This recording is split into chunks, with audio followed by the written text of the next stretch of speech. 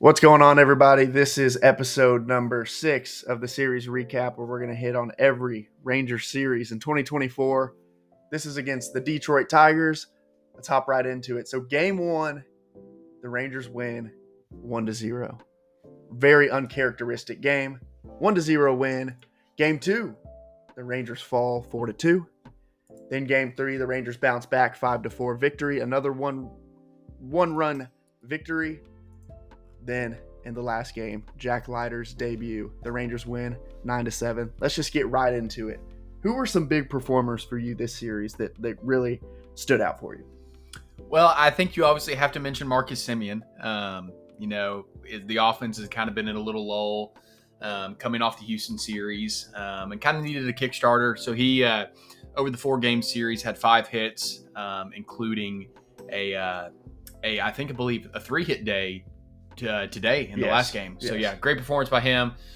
Then, come on, man. I mean, how can you not mention Josh Smith? I mean, how about him? I mean, what he's done. And pinch hit in the third game to what ended up being the game-winning RBI. Pinch hit, hits a double, and boom, Rangers win 5-4. What a surprise Josh Smith has been. At this point, lefty-righty, I mean, how do you not include him? I mean, it's got to be him. At this point. And I don't know if y'all watched the game today, but he got hit up and in, and he was ready to fight. Oh, I love it about him. He cares about the team and cares about winning, guy that you want to have, and he's a ball player. So super excited for him. One of my areas of concern for the weekend, though, when you look at it overall over the 4 games, the Rangers had 21 walks. Ooh. I believe the Tigers had 6 total over the 4-game series. You know, it's just Lorenzen. I know it's his first outing. Definitely struggled with free bases, given 5 free passes. But then, I mean, I know Dane had some uncharacteristic walks, some really bad ABs. It's just, you know, you just can't do that in the major leagues. Can't give pros free passes, or they're going to make you pay. And definitely Detroit's off to a pretty hot start. So, you know, just can't happen moving forward. Right. I want to take a deeper dive into Lorenzen and Leiter starts, just because it was their first start with the Rangers across their chest. So Lorenzen, as he just mentioned, 5 walks, but he erased them all. He induced 3 double plays, which is pretty awesome. He went 5 innings, 3 hits, no earned runs. So he pitched the game that the Rangers won 1-0. And then Leiter pitched today. He actually, the line is going to be worse than it actually was. Yeah, for sure. 3 2/3 pitched. He gave up 8 hits, 7 earned runs, but if you were following the Twitter feed, those 7 earned runs were not 7 earned runs, because we have a center fielder who cannot track a baseball that's hit directly over his head. That leads us into the next segment. What's the outlook for Leody Taveras moving forward? Leody, it's become a talking point now. There's a lot of Leody lovers, is what we call them. Yep. In the baseball fandom, in the Rangers fandom, and at this point, you say he's an elite defender. An elite defender makes that play. That's my thing. Is obviously, you know, he's come up in the minor leagues, and you can see it. I mean, there's definitely, listen, we saw Leody Taveras last year in the playoffs, and in that second half of the season where, you know, he was really locked in, especially at the plate too. But I mean, defensively, you see it. He's got the closing speed. He's got the arm. But that's the thing with Leody right now, and that I've seen over just his short career with the Rangers. There's just too many routine plays that are not made. I mean, that ball. Who was at the plate? Was it Carpenter for the Tigers? That hit. I think it might have been Carpenter. I mean, that ball was in the air. Listen, and I get it. It was hit decently, but I mean, that ball was in the air for way too long for a major leaguer to not get under that and make the play, and just can't happen. Just can't happen. So, you know, we start thinking about giving Carter reps in center field, or the Dolis, or I don't know. I don't know. You got to figure something out, because someone asked me on Twitter, what do you do with Taveras? And I said, you either bench him or send him down and get him some confidence, because he's a good player. Yep. He's got a good player in that body.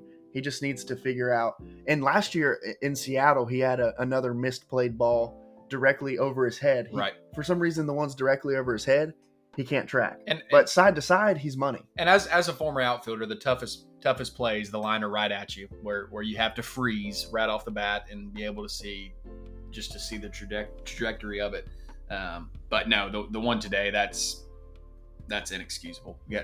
Plays got to be made. But let's not knock him too hard. He did have 2 hits today, and he scored a few runs. But defensively, we got to see something out of Taveras. And then on the pitching side again, looks like Kirby Yates is the new closer. Leclerc has lost that role. Strike throwing machine, Kirby Yates. Man, I could watch that splitter come out of his hand all day on replay. Oh, yeah. Has not allowed a run all season, so he gets the nod as the closer, which is very exciting. Whenever he comes in, you kind of feel like he's going to slam the door. Sure. And Latz has looked really good. Leclerc in his new role has looked better. Urena starting to get, back to himself after the Astros series.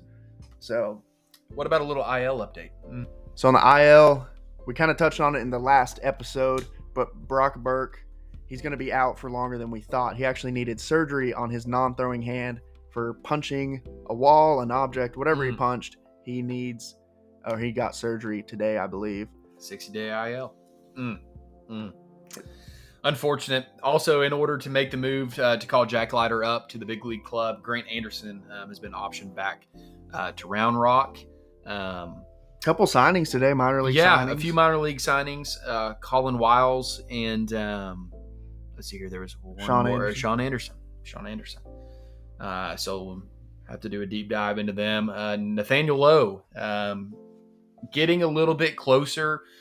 I saw I think Bruce said he'd like to have 35 plus at bats around that number, and I believe he's had 12 up to this point or so. So about halfway home. He's still still going, but it'll be good to get him back. Obviously with Foscue being out, is Foscue on the 60-day or is he on the? We got Bradford. Yeah, Foscue. I thought I saw that Foscue's on the 60-day. Yep. So that's not ideal. And Bradford went down for 15 days. So Leiter probably will get another start.